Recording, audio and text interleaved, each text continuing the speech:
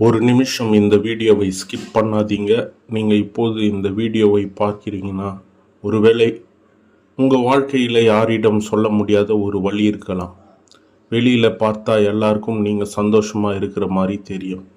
சிரிப்பீங்க, பேசுவீங்க, வேலைக்கு போவீங்க, குடும்பத்தோடு இருப்பீங்க. ஆனால் இரவு தனியாக படுக்கும்போது என் வாழ்க்கை மட்டும் ஏன் இப்படி இருக்குது என்று மனசுக்குள் அழுகிறீர்களா? யாரிடமும் சொல்ல முடியாத பிரச்சனை, யாருக்கும் புரியாத கண்ணீர், யாருக்கும் கேட்காத ஜெபம், நீங்கள் மட்டும் சுமக்கிற ஒரு பாரம் இருக்கிறதா? அப்படின்னா இந்த செய்தி உங்களுக்காக தான். ஒரு விஷயத்தை மட்டும் இன்றைக்கு மறந்துடாதீங்க. மனுஷர்கள் உங்களை மறந்தாலும் தேவன் உங்களை மறக்கவில்லை. ஏசாயா 49:15 சொல்லுகிறது, ஒரு தாய் தன் குழந்தையை மறந்தாலும் தேவன் தம்முடைய மக்களை மறக்க மாட்டார் என்ற நம்பிக்கையை வேதாகம் கொடுக்கிறது. அதனால் உங்கள் கண்ணீர் தேவனுக்கு தெரியாமல் போகவில்லை. உங்கள் அமைதி தேவனுக்கு புரியாமல் இல்லை. உங்கள் காத்திருப்பு தேவனுடைய கவனத்துக்கு வெளியே இல்லை. பிரியமானவர்களே, நீ தனியாக இல்லை. சில நேரங்களில் நமக்கு மிகப்பெரிய வழி என்ன தெரியுமா? பிரச்சனை அல்ல, இந்த பிரச்சனை யாரிடம் சொல்லுவது என்பது தான். நம்ம கஷ்டத்தை கேட்க ஒருத்தர் வேண்டும். என்ன ஆச்சு என்று உண்மையாக கேட்க ஒருத்தர் வேண்டும். பரவாயில்லை, நான் இருக்கேன் என்று சொல்ல ஒருத்தர் வேண்டும். ஆனால் அப்படி யாரும் இல்லாத நேரங்கள் வாழ்க்கையில் வரும். அந்த நேரத்தில் தான் தேவன் நம்மிடம் சொல்கிறார், நீ தனியாக இல்லை. சங்கீதம் 34:18 சொல்லும் உண்மை இதுதான். உடைந்த இருதயம் உள்ளவர்களுக்கு கர்த்தர் அருகில் இருக்கிறார். கவனிங்க பிரியமானவர்களே, உன் வாழ்க்கையில் பிரச்சனை வராது என்று தேவன் சொல்லவில்லை. ஆனால் உன் உடைந்த இருதயத்துக்கு நான் அருகில் இருப்பேன் என்று வாக்குத்தத்தம் கொடுக்கிறார். அதுதான் வித்தியாசம். சில நேரங்களில் தேவன் பிரச்சனையை உடனடியாக அகற்றாமல் இருக்கலாம். ஆனால் அந்த பிரச்சனையை கடந்து செல்லும்போது நம்மோடு நடப்பார். கண்ணீரை தேவன் பார்க்கிறார். நம்ம கண்ணீரை மனிதர்கள் பார்க்காமல் போகலாம், ஆனால் தேவன் பார்க்கிறார். பிரியமானவர்களே, சங்கீதம் 56:8 நம்முடைய கண்ணீரை தேவன் கணக்கில் வைத்திருக்கிறார் என்ற அழகான நம்பிக்கை இருக்கிறது. அதாவது நீங்கள் தனியாக அழுத அந்த இரவு, யாருக்கும் தெரியாமல் தலையானையில் கண்ணீர் விட்ட அந்த நேரம், பாத்ரூம்குள் போய் அழுத அந்த நிமிஷம், வண்டி ஓட்டும்போது கண்களில் கண்ணீர் வந்த அந்த தருணம், அதை தேவன் பார்த்திருக்கிறார். என்னை யாரும் புரிஞ்சிக்கவே இல்லையே என்று நீங்கள் நினைக்கலாம். ஆனால் தேவன் சொல்லுகிறார், நான் உன்னை புரிந்து கொள்கிறேன். நீங்கள் பேச முடியாததை கூட தேவன் அறிந்திருக்கிறார். சில நேரங்களில் நம்மால் ஜெபிக்க முடியாது, வார்த்தைகள் வராது. தேவனே என்று சொல்லிவிட்டு அமைதியாக இருப்போம். அந்த அமைதியான ஜெபத்தை தேவன் கேட்கிறார்.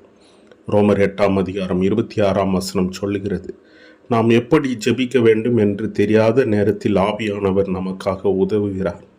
நமக்காக அவர் ஜெபிக்கிறார் என்று வசனம் சொல்லுகிறது. அதனால் ஜெபிக்க முடியாத அளவுக்கு உடைந்திருந்தாலும் தேவனை விட்டு ஓடாதீங்க பிரியமானவர்களே. அவருடைய காலடியில் உட்காருங்கள். ஒரு வார்த்தை மட்டும் சொல்லுங்கள், ஆண்டவரே என்னால் முடியவில்லை. அதுவே ஒரு ஜெபம். யோசேப்பின் வாழ்க்கை தேவன் மறக்கவில்லை. இப்பொழுது யோசேப்பை நினைத்து பாருங்கள். யோசேப்புக்கு கனவு இருந்தது. ஆனால் அந்த கனவுக்கு முன்னால் குழி வந்தது, துரோகம் வந்தது, அடிமைத்தனம் வந்தது, பொய்யான குற்றச்சாட்டு வந்தது, சிறை வந்தது. யோசேப்பு நினைத்திருக்கலாம், தேவன் எனக்கு கனவு கொடுத்தாரா? அப்படி இருக்க நான் ஏன் இங்கே இருக்கிறேன்? நமக்கு இதே கேள்வி வரும்.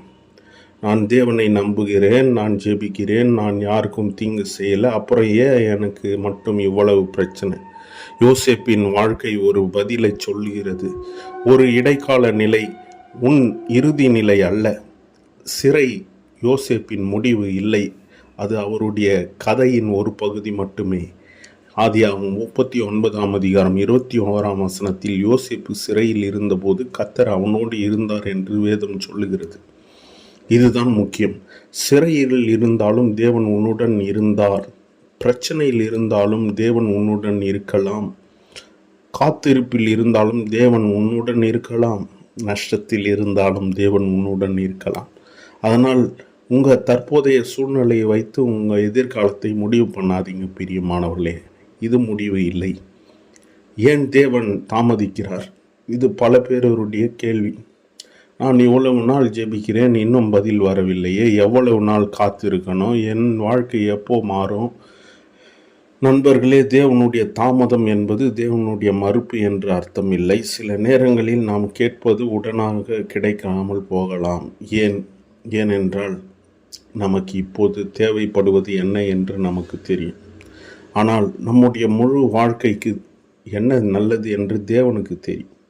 யோவான் 11 லாசருவின் சம்பவத்தை பாருங்கள். இயேசு லாசருவை நேசித்தார். ஆனால் லாசரு நோயுற்று செய்தி வந்தபோது இயேசு உடனடியாக வரவில்லை. பின்னர் லாசரு இறந்து விட்டார். மனிதர்களின் பார்வையில் தாமதமாகிவிட்டது. ஆனால் இயேசுவின் பார்வையில் அது முடியவில்லை.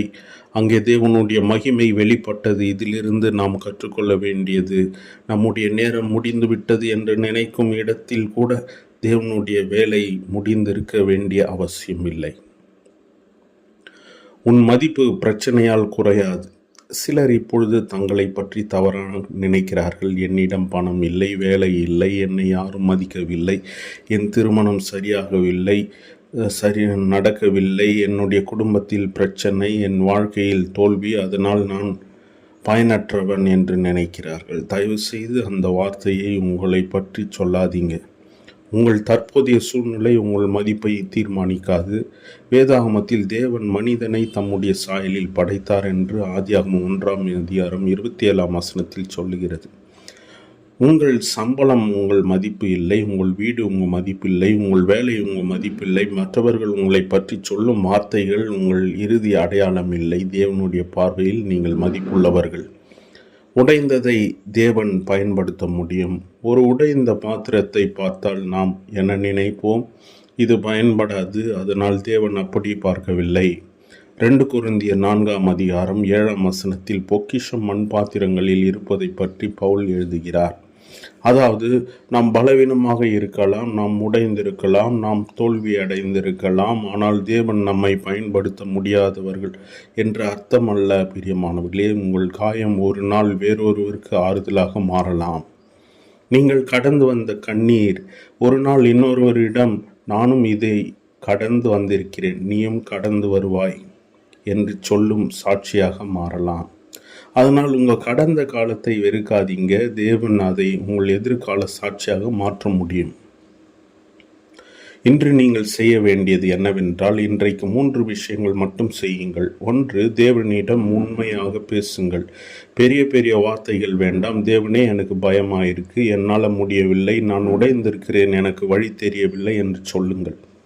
தனியாக எல்லாவற்றையும் சுமக்காதீங்க. பிரியமானவர்களே, நம்பிக்கைக்குரிய ஒருவரிடம் பேசுங்கள். உதவி கேட்பது பலவீனம் இல்லை. நம்பிக்கையை விடாதிருங்கள். இன்று பதில் வரவில்லை என்றால் தேவன் இல்லை என்று அர்த்தமல்ல. இன்று கதவு திறக்கவில்லை என்று அர்த்தமில்லை. உங்கள் வாழ்க்கை முடிந்துவிட்டது என்று அர்த்தமில்லை. காத்திருப்பு காலத்திலும் தேவன் வேலை செய்ய முடியும். இப்பொழுது இந்த வீடியோவை பார்க்கிற உங்களிடம் ஒரு விஷயம் சொல்லும். நீங்கள் மறக்கப்பட்டவர்கள் இல்லை. ஆமாம் பிரியமானவர்களே, தேவனால் நீங்கள் மறக்கப்பட்டவர்கள் இல்லை. உங்களை யாராவது விட்டு சென்றிருக்கலாம், யாராவது உங்களை நிராகரித்திருக்கலாம், யாராவது உங்களை ஏமாற்றியிருக்கலாம், யாராவது உங்களை புரிந்து கொள்ளாமல் இருக்கலாம். ஆனால் தேவன் உங்களை மறக்கவில்லை. சங்கீதம் 30:5 நமக்கு சொல்லும் நம்பிக்கை. இரவு தங்கியிருக்கும் அழுகை காலையில் மகிழ்ச்சியாக மாறலாம். இன்றைய இரவு நீண்டதாக இருக்கலாம், ஆனால் இரவு நிரந்தரமில்லை. காலை வரும். உங்கள் வாழ்க்கையிலும் ஒரு புதிய காலை வரலாம். அதனால் இன்று விட்டுவிடாதீங்க. இன்று நம்பிக்கையை விட்டு விடாதீங்க. இன்று ஜெபத்தை விட்டு விடாதீங்க. இன்று தேவனை விட்டு விடாதீங்க. நாம் ஜெபிப்போம். அன்பாக பரலோக தகப்பனே, இந்த வீடியோவை பார்க்கிற ஒவ்வொருவரையும் நீர் அறிந்திருக்கிறீர். அவர்கள் யாரிடம் சொல்ல முடியாத வழியை நீர் அறிந்திருக்கிறீர். அவர்கள் மறைத்து வைத்திருக்கும் கண்ணீர் நீர் பார்க்கிறீர். அவர்களுடைய பயத்தை, குழப்பத்தையும், காத்திருப்பையும், தோல்வியையும், நிராகரிப்பையும் நீர் அறிந்திருக்கிறீர். ஆண்டவரே, இன்று அவர்கள் மனதில் ஒரு நம்பிக்கையை தாரும். நான் தனியாக இல்லை என்ற உணர்வை தாரும். உடைந்த இருதயத்திற்கு ஆறுதல் தாரும். சோர்ந்தவர்களுக்கு பலன் தாரும். வழி இல்லாதவர்களுக்கு வழி காட்டும். கதவு மூடப்பட்ட இடத்தில் உமது சித்தத்தின்படி புதிய கதவுகள் திறக்கப்படட்டும். அவர்களின் கண்ணீரை சாட்சியாக மாற்றும். அவர்களின் காத்திருப்பை ஆசீர்வாதமாக மாற்றும். அவர்களின் வாழ்க்கையில் உமது சமாதானம் நிறையட்டும். இயேசுவின் நாமத்தில் ஜெபிக்கிறோம். ஆமென். இந்த செய்தி உங்களுக்கு பேசின மாதிரி இருந்தால் தேவன் என்னை மறக்கவில்லை என்று கமெண்டில் எழுதுங்கள். இந்த வீடியோ உங்களுக்கு மட்டுமல்ல, யாரிடம் சொல்ல முடியாமல் உங்களுக்குள் அழுகிற ஒருவருக்கு இந்த செய்தியை தேவைப்பட்டால் அவர்களுக்கு இந்த வீடியோவை ஷேர் பண்ணுங்கள். வராஸ் யூடியூப் சேனலை சப்ஸ்கிரைப் செய்து கொள்ளுங்கள். ஏனென்றால் ஒரு வீடியோ உங்கள் நாளை மாற்றலாம், ஒரு வசனம் உங்கள் மனதை மாற்றலாம், ஒரு ஜெபம் உங்கள் வாழ்க்கையை மாற்றலாம். ஆனால் தேவனுடைய கிருபை உங்கள் முழு வாழ்க்கையை மாற்ற முடியும். தேவன் உங்களை மறக்கவில்லை. ஆமென்.